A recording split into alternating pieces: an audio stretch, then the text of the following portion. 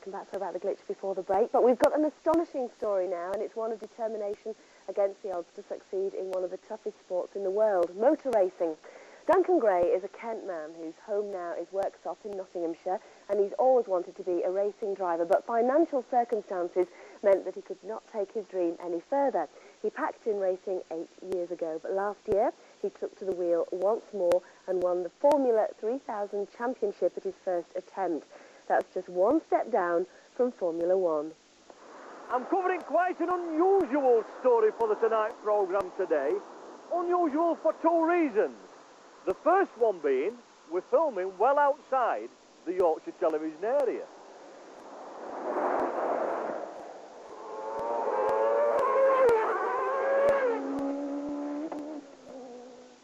And the second reason is, I'm at the home of British motor racing, and I'm the only one on the Tonight team who don't drive. We're here to meet Duncan Gray, an adopted Yorkshireman with a very dangerous and expensive hobby.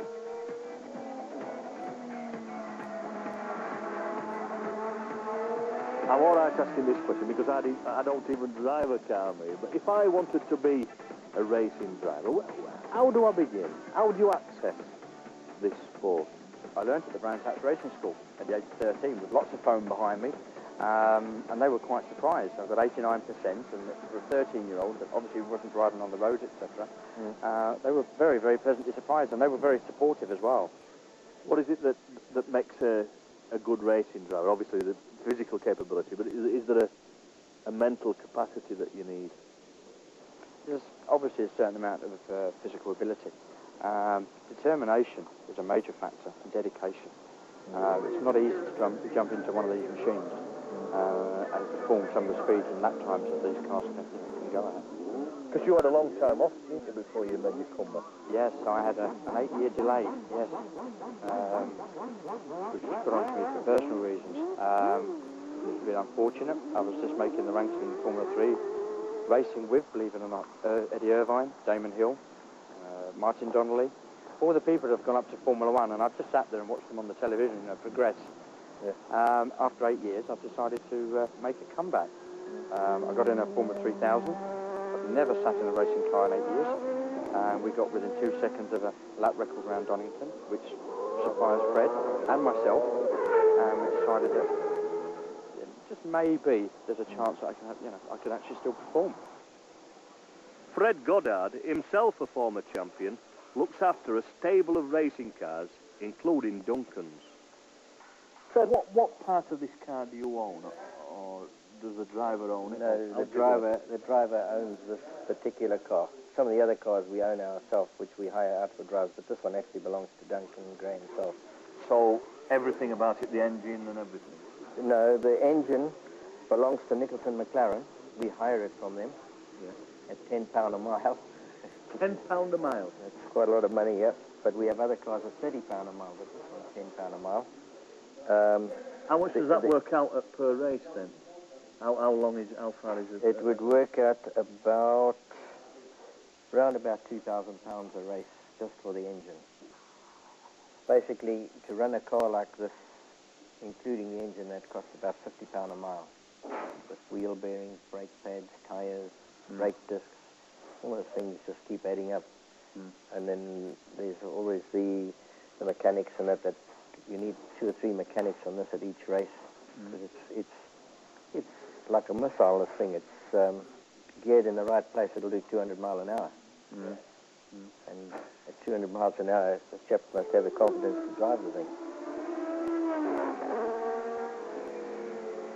I've got to ask you one more question before we finish, Fred, and that's about Duncan. Give me your expert opinion on him. Duncan? Yeah. No, Duncan has done a good job since he's been with us. He's actually surprised us, he's gone so well. He won the Boss Formula 3000 Championship last year with us, and he's leading it again this year. Will he win it this year? I think so, yes. He doesn't know the bonus he's got to pay us when he does win it, but no, I think he will win it this year.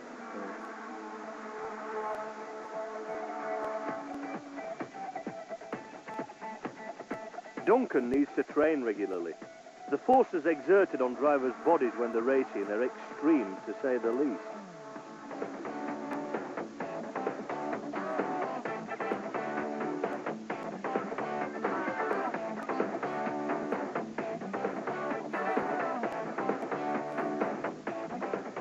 But mental agility is as important as physical fitness, and Duncan has a secret weapon. Fourth gear, fifth gear, brow of the hill, change down, turn before we see the corner, and then flash out all the way down the straight. It helps in playing these games, Duncan, if you know the track, doesn't it? Well, yeah, I mean, Donington obviously Grand Prix circuit was my last race, which we happily won at. And believe it or not, I actually used this game to practice on. How realistic is it? Circuit-wise, it's very realistic. Obviously, these are saloons that he's riding in these games, but it's very good for reflexes. Right, Duncan, this is the first time I've ever asked this question in my life. May I move from the passenger seat to the driver's seat? You certainly may. Okay. Is this your first experience of driving? It is, yeah. Right. Okay. And we need to turn right here somewhere. There. Well, Oh! you got a thing I'm spinning about all over it. Listen, I think I'm going to pass it back to the professional Duncan because I just can't cope with this yet. Yes. Thank you. It's because you won't use its pedals at all, isn't it? Now see why he doesn't drive. And there'll be more of Duncan's progress tomorrow, but now to something a little more sedate as Fraser Hines continues.